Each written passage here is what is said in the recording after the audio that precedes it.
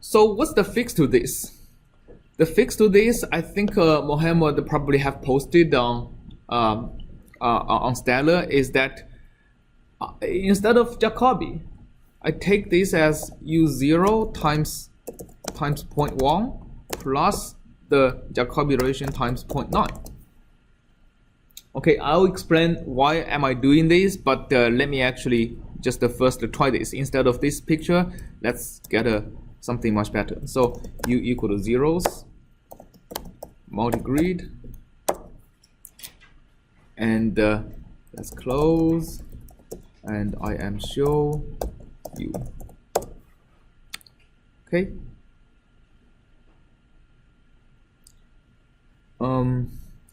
So we can already see it's a bit better, right? So the airplane seems to be coming out of the image, and let's actually start to look at what is the norm of the U minus U exact.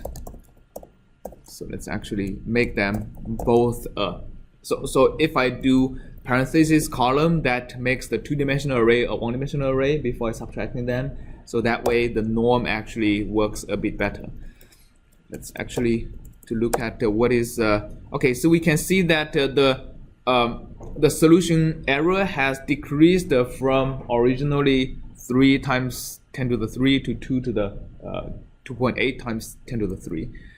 And I think 5, that probably means 5 is a little bit too little. So let's actually make it 8. So let's reset it again. Okay, do multigrid. And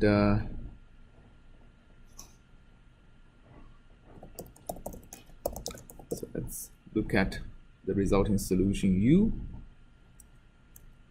Okay, so that's our solution U. So basically, let's look at the norm again. That's U exact, and the difference. So basically, we see that the solution error has decreased by a bit more. And this is just the one multigrid cycle, right? So let's do it again to see how that looks.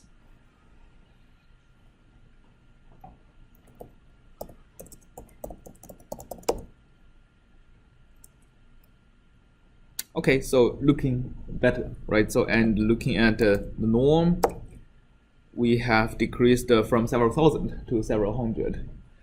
And we can do this again and again. So basically, each iteration, the solution has been improved actually pretty dramatically, right? And that's on a very large grid, which is supposed to be taking millions of iterations to converge if you just apply Jacobi repeatedly. So now this looks pretty much like the original image, and the norm of this has now decreased to about 40, right? Yes? Why do we have to smooth it every time we call? Why don't we just have to smooth first time we come with some? Oh yeah, why do we have to smooth every time we call multigrid?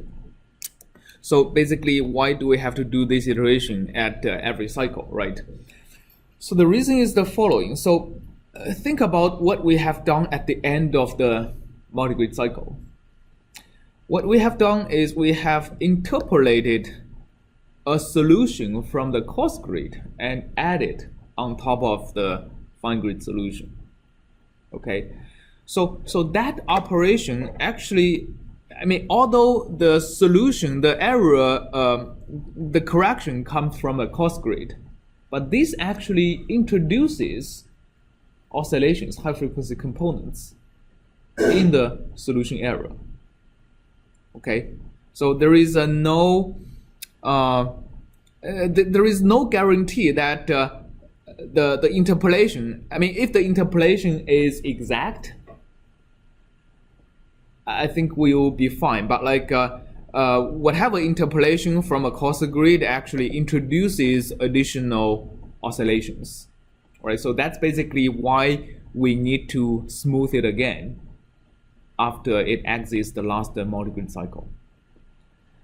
And not only this, but also think about this is not just called at the highest level when U0 is a 4000 by 4000 array. It is called also every time the solution is interpolated. I mean, not the solution, the residual is interpolated from a final grid to a coarser grid.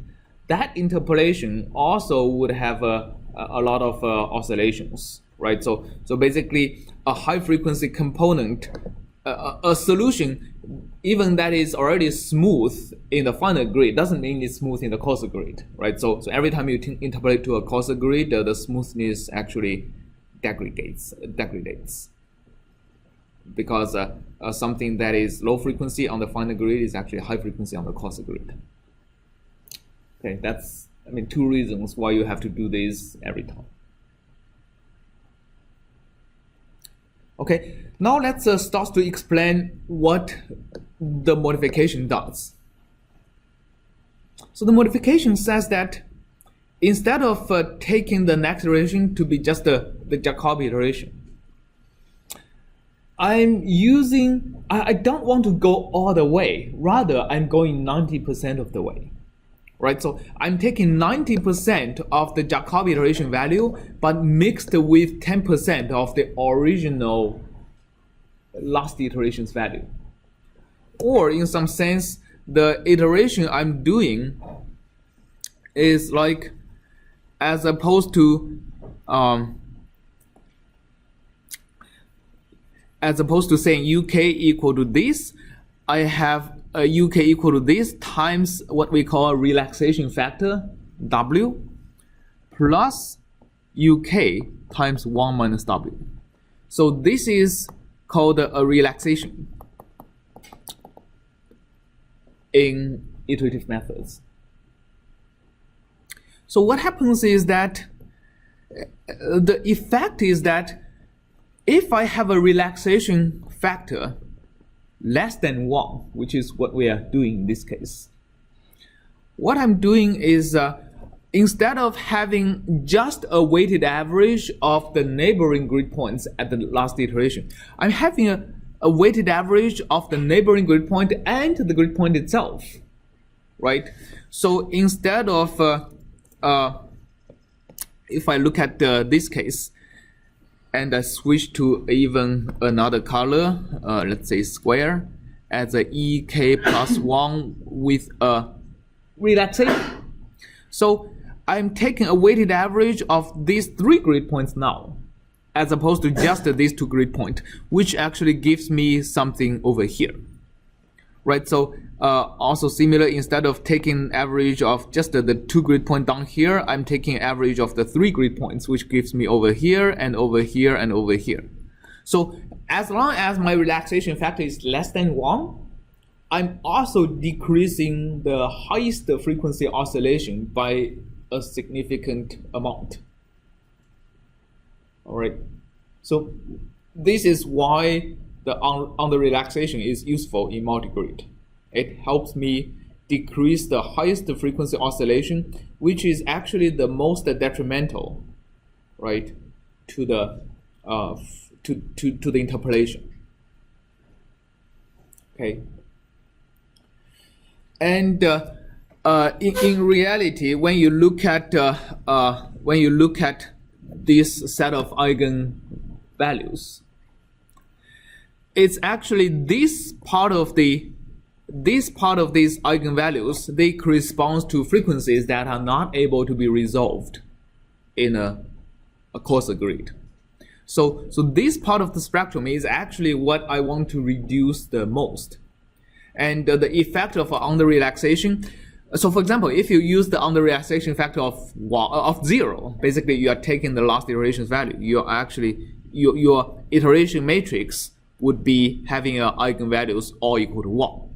If you use an under-relaxation factor equal to half, your eigenvalues would be kind of halfway between the line of 1 and the original Jacobi iteration matrix. And actually the optimal value of the relaxation factor would get me somewhere here, where this range gets decreased the most. And what is that optimal under-relaxation factor?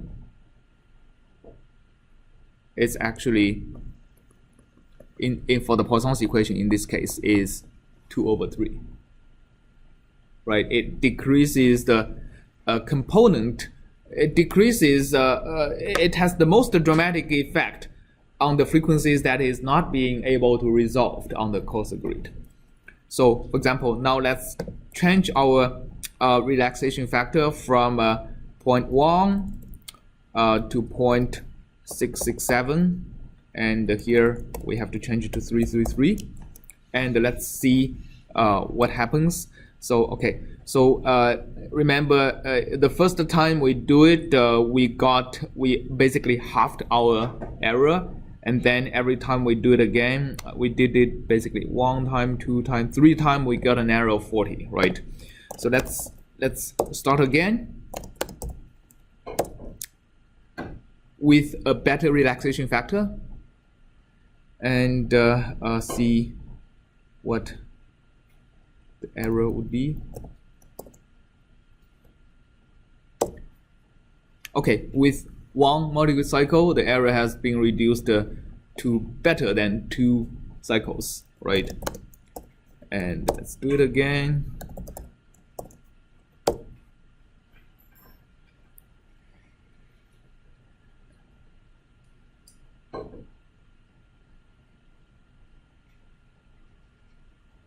Okay, the error has been reduced to about 10.